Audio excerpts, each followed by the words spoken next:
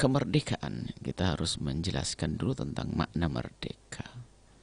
Ada orang tidak sadar atau tidak paham makna merdeka, sehingga dia itu seolah-olah merdeka, padahal dia berada di puncak, di paling dalamnya perbudakan. Karena tidak mengerti makna kemerdekaan itu apa sih. Dan cita-cita para pejuang kita itu di saat berjuang mati-matian itu apa sih yang dibela. Jadi harus tahu itu. Mereka berjuang mempertahankan bumi pertiwi ini. Apakah artinya bumi pertiwi? Bumi pertiwi nggak ada artinya kecuali ada manusia di atasnya.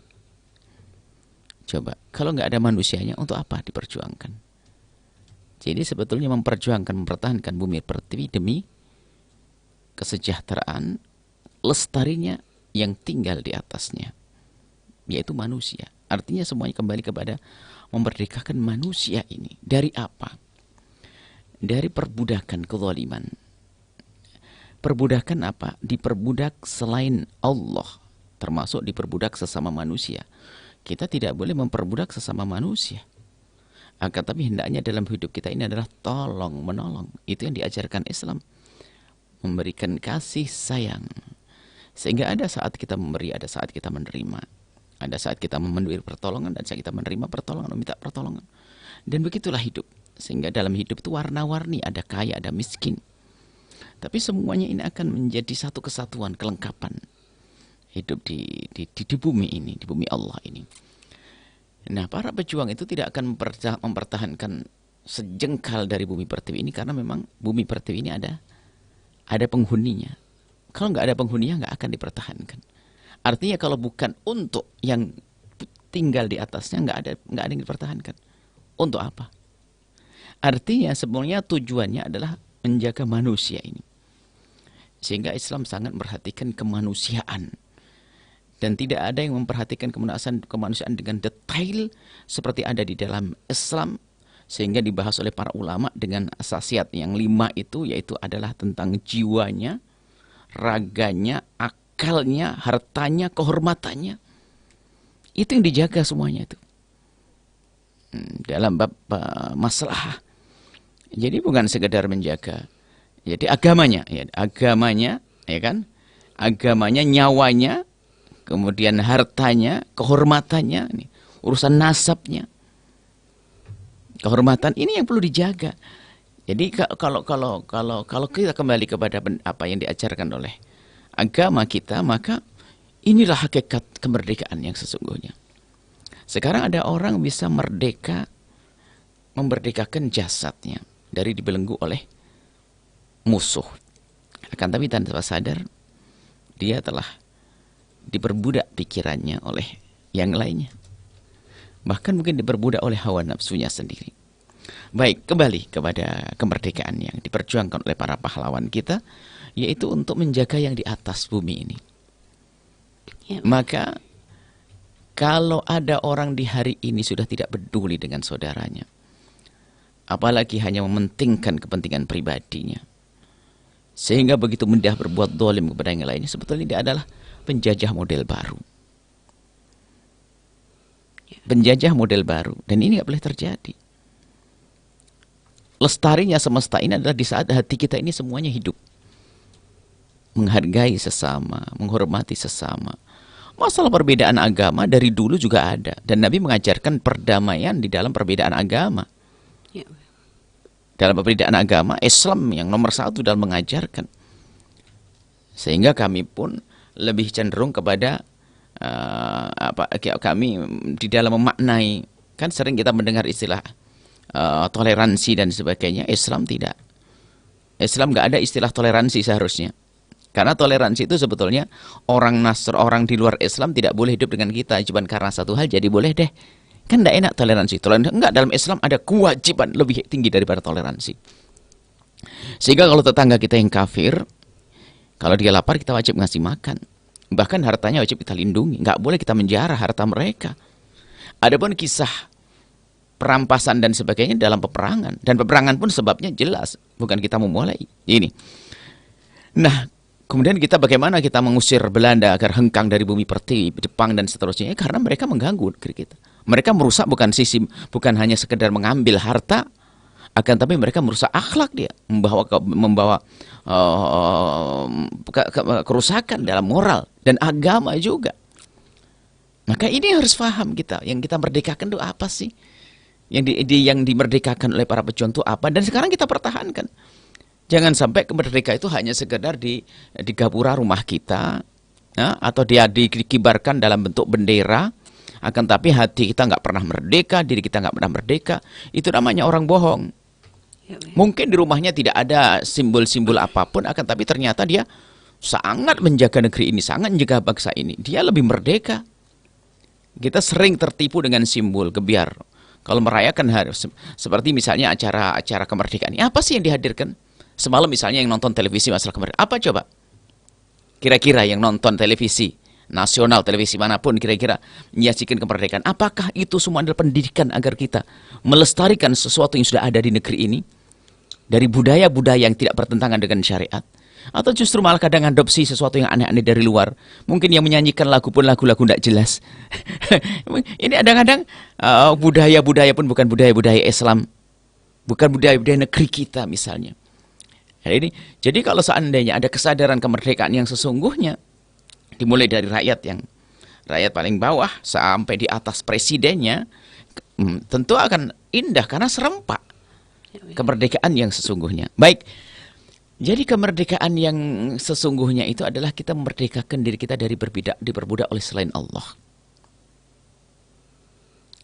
Ada atasan bawahan bukan memperbudak dalam Islam. Lihat, begitu indahnya sehingga seorang bekerja dengan kita pun jangan sampai tertunda gajinya sampai keringatnya kering. Maknanya apa? Kita jangan menunda urusan gaji sesuai dengan perjanjian. Kemudian banyak yang diajarkan dalam Islam, nggak ada istilah atas bawah ini kemudian yang di atas harus lebih bagus dari tidak. Bahkan ukurannya adalah ketakwaan, akramakum indallahi atqakum. Yang paling takwa di antar kita. Standarnya ada jelas.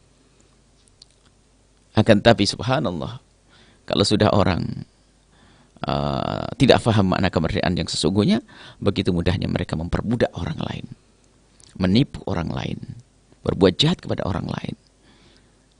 Kalau Belanda kan waktu datang ke sini kan memang tampil sebagai musuh. Akan tapi kita ini dalam satu keluarga yang saling berbuat zalim. Ini musibah besar. Satu bangsa, setanah air. Ini coba kita memahami masalah kemerdekaan dari sini. Kemudian di antaranya adalah kemerdekaan yang nomor satu yang diperjuangkan oleh para pejuang kita adalah di antaranya adalah agama. Agama ini karena agama membawa aturan. Jadi jangan sampai kita ini diperbudak di dalam masalah apa? Terjajah dalam urusan keyakinan. Kita sudah punya agama yang benar, agama Islam. Dan pejuang-pejuang kita lihat, mereka adalah tokoh-tokoh besar di dalam Islam. Mereka memperjuangkan juga memperjuangkan membela akidah. Jangan sampai ada perongrongan akidah. Nah, kita harus bertahan saat ini bagaimana rongrongan penjajahan akidah dan akhlak. Kalau dulu kan mereka Belanda kan datang ke negeri ini langsung merusak akhlak, merusak akidah. Tapi sekarang kita tidak sadar. Kita mengundang mereka dengan cara halus. Memang musuh-musuh tidak kita undang melalui pintu-pintu rumah kita, tidak.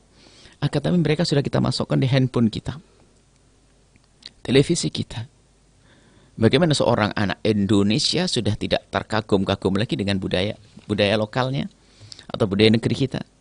Bahkan terkagum dengan sesuatu yang dari negeri yang tidak beriman sana. Kebiasaan-kebiasaan pun. Mulai dari cara berpakaian, hobi dan seterusnya. Nah ini kan musibah besar. Kita harus bangga dengan apa yang Allah berikan kepada kita di negeri ini. Bukan sekedar urusan hijau-royonya negeri ini, bukan, itu masalah zahir, batin. Allah memberikan kepada kita adalah alhamdulillah di negeri ini adalah agama yang kemudian budaya, tradisi yang masya Allah ini harus kita jaga dan kita pertahankan. Nah, kemudian sekarang kita ini halus terjajah oleh budaya luar. Anak-anak lebih berbangga dengan mengikuti, mohon maaf, bukan negeri, bukan budaya negeri. Mulai dari cara berpakaian. Cuman mereka menganggap itu adalah sebuah kemajuan. Bahkan kita melihat ada negara selain dari negara kita, negara tetangga, itu masih sangat memperhatikan tradisi-tradisi, cara berpakaian, pernikahan dan sebagainya. Subhanallah. Mereka menjaga tradisi yang pernah diberikan oleh nenek moyangnya. Tradisi kemelayuannya, ke Indonesia, ke Nusantaraannya. Nusantara kan dulu luas ya. Itu masih ada sekarang, Masya Allah. Bahkan barangkali ada acara merayakan kemerdekaan Republik Indonesia, tak taunya dihadirkan adalah memamerkan budaya-budaya aneh. Lah ini keblinger ini. Coba saja perhatikan, ini harus kritik disampaikan. Agar kita kembali kepada budaya-budaya. Bahkan kita masih ingat kok di sekolah-sekolah dulu itu, ada hari-hari anak-anak sekolah itu harus kembali kepada produk negeri, misalnya waktu itu batik. Kemudian sampai kalau sekolah Islam atau sekolah umum yang rakyatnya kaum muslim, yang mahasiswanya atau siswa-siswinya kaum musliman, adalah istilahnya kalau di Jawa Timur pakai minang itu pakai kerudung, yang belum biasa pakai kerudung. Jadi mau dimasukkan dalam sekolah. Nah, jadi seharusnya kita kembali kepada cara-cara semacam ini. Sudahlah, kalau bicara besar memang berat kita. Kita kembali dari diri kita sendiri. Ayo, kita merdekakan diri kita dari diperbudak selain Allah. Kita punya budaya, kita punya agama, kita punya kebiasaan, kita punya iman, ya, kita punya pedoman, dan itu jangan mau dijajah oleh siapapun. Nah, hubungannya dengan hijrah sama. Hijrahnya baginda Nabi itu adalah juga dalam rangka untuk menjauh daripada diperbudak. Karena kalau menghijrah dari sebuah tempat, karena di tempat itu tidak kondusif, tidak nyaman, tidak akan bisa berkembang. Iman kita tidak berkembang, akhlak kita tidak berkembang, maka kita perlu hijrah. Maknanya juga sama untuk memerdekakan tadi. Hanya bentuknya saja. Kalau hijrah tidak perang, kalau kita perang, kalau hijrah itu meninggalkan kebatilan, kalau kemerdekaan yang kita raih di negeri itu mengusir kebatilan. Hasilnya sama, agar negeri ini adalah tentram dan aman. Ini. Dan juga tahun baru Hijriah yang dibuat oleh Sayyidina Umar ibn Khattab itu juga punya makna. Karena waktu itu kisahnya adalah ini. Sayyidina Umar bin Khattab, karena Muharram, Safar dan seterusnya sudah ada. Akan tapi ada kesamaan dengan orang-orang di luar Islam waktu itu. Sehingga Sayyidina Umar menginginkan ada penanggalan yang spesial, yang akan menjadi ciri khasnya umat Islam. Jadi penanggalan tahun baru Hijriah itu dimulai dari Sayyidina Umar bin Khattab, bukan daripada zaman Nabi, tidak. Akan tapi Sayyidina Umar itu karena apa? Tidak nyaman kalau mereka pakai penanggalan yang sama dengan agama lain. Sebetulnya kita perlu menangkap pesannya. Kalaupun kita pakai tanggal-tanggal yang lain bukan sesuatu yang akan tapi kita menangkap pesan bahwasanya kita harus lebih peduli dengan sesuatu yang kita miliki. Misalnya Anda seorang muslim, tahun Hijriah, ya, itu kadang tidak bisa menghafal kok bulan-bulan Hijriah, apalagi mengingat hari-harinya. Dan kita lebih mudah. Dulu orang tua dulu masih mengajari anak kita menghafal, biarpun diterjemahkan dengan bahasa lokal. Seperti Safar Muharram itu, Muharram Safar itu adalah diganti dengan Suro, Safar, Mulut, Ba'da Mulut, Jumadil Awal, Jumadil Akhir, Rajab, Ruwah, Poso, dan seterusnya. Cuman mengarah kepada penanggalan Hijriah Islamiyah. Inilah seorang muslim harus memahami makna ini. Dan budaya Islam itu dipakai oleh siapa saja sah.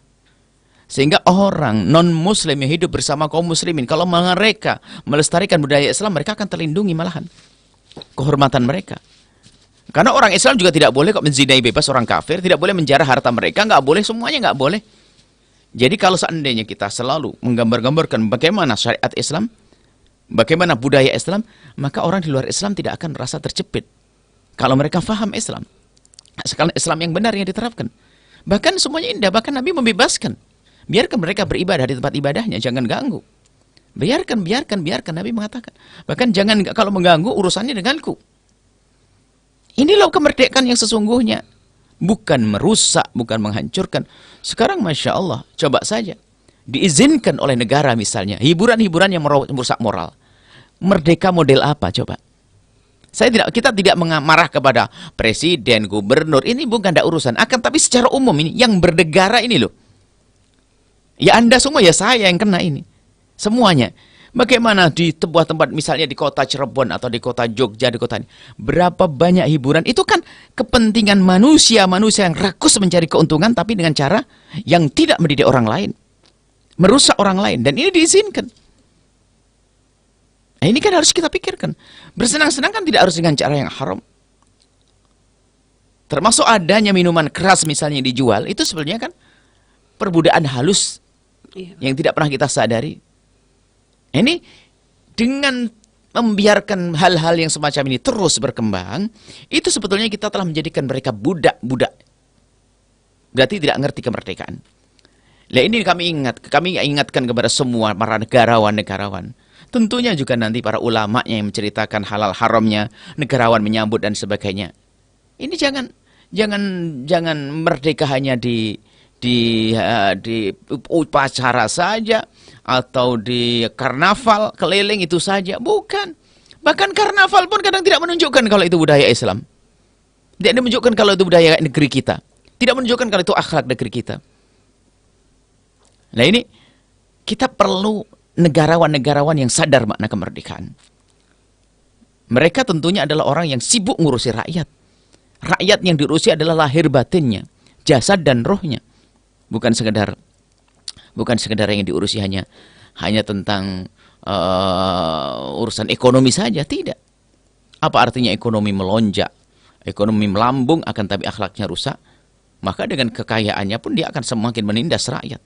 Tidak peduli dengan sesama. Nah, ini mari kita semuanya memerdekakan diri kita dari diperbudak oleh selain Allah Subhanahu wa taala. Pengabdian bukan sebuah perbudakan. Memperbudak orang berbeda. Kalau kita mengabdi adalah makna kemuliaan kita. Kita mengabdi kepada negeri ini. Kita mengabdi kepada orang tua. Kita mengabdi kepada guru. Seorang suami mengabdi kepada istri. Istri ini pengabdian itu menunjukkan ketawaduan dia. Pengabdian bukan sebuah perbudakan. Tadi pengabdian itu makna atau kesadaran. Makna kesadaran dalam diri untuk berbuat baik untuk orang lain. Itu makna pengabdian. Ya. Bukan perbudakan. Tapi kalau perbudak, lihat. Memaksa orang. Tidak untuk kepentingannya. Tanpa kita pikirkan kepentingannya. Ini kan perbudakan yang mengerikan. Ya. Dalam, ya sekarang termasuk. Kita harus dalam segalanya. Kita sekarang terbebas dari penjajahan fisik oleh Belanda. Akan tapi jangan-jangan kita masuk penjajahan halus lagi. Ya. Yaitu moral. Akhlak. Mungkin Anda yang seumur kami sangat ingat bagaimana keadaan pergaulan anak-anak muda di 20 tahun yang lalu. Ya. 30 tahun yang lalu seperti apa? Yuk. Dibanding hari ini. Jauh banget ya. Apa yang dibangun selama ini? Ya. Bukan akhlak yang dibangun. Kita sudah waktunya kembali kepada membangun akhlak. Kalau perlu dana paling besar adalah untuk pembinaan akhlak. Pembinaan akhlak tidak hanya sekedar diberi wejangan tidak, akan tapi ada sanksi-sanksi yang menjadikan mereka bisa berhenti daripada kejahatan tersebut. Dan juga sarana-sarana kerusakan akhlak seperti yang kita sebut tadi. Kayak semacam tempat-tempat hiburan yang menjerumuskan. Yang mudah terjadi perzinahan di dalamnya. Hei para negarawan. Hei para tokoh. Hei orang yang punya kuasa. Yang terjadi kehinaan-kehinaan di tempat hiburan-hiburan. Mereka adalah umat Nabi Muhammad. Mereka adalah hamba Allah. Kalau kita membiarkan mereka, maka bisa terjadi kehinaan kepada keluarga kita juga. Kita harus peduli dengan yang demikian ini. Kita ingin, ya kita mampu kita hanya berdoa. Semoga Allah menjadikan pemimpin kita sadar akan makna ini. Ya. Semoga Allah menjadikan para pejabat-pejabat yang punya kuasa dalam hal ini, punya kesadaran makna ini. Amin. Anda menjabat 5 tahun atau 3 tahun, tapi Anda membiarkan kemungkaran. Sebenarnya Anda telah menanam benih kemungkaran untuk diri anak-anak Anda sendiri. Karena apa? Anda telah menjerumuskan anaknya orang secara halus. Karena anak Anda punya kekuatan di dalam menghentikan kemungkaran. Tapi ternyata Anda tidak menghentikan kemungkaran. Yang akan jadi korban nanti anak-anak Anda. Hati-hati. Akan menjadi kehinaan dalam keluarga Anda. Kalau hina di dunia ada batasnya. Tapi yang lebih mengerikan lagi adalah kalau seorang dihinakan oleh Allah di akhirat nanti. Baik, inilah yang bisa kami sampaikan, dan semoga kita semuanya belajar benar-benar memerdekakan diri kita dari diperbudak selain Allah Subhanahu wa taala, dari menjadi budaknya selain Allah Subhanahu wa taala. Wallahu a'lam.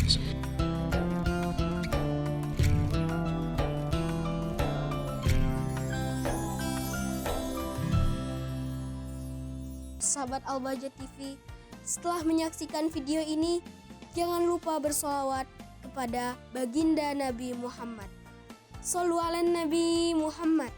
Allahumma sholli alaihi wa ala alihi wa sahbihi.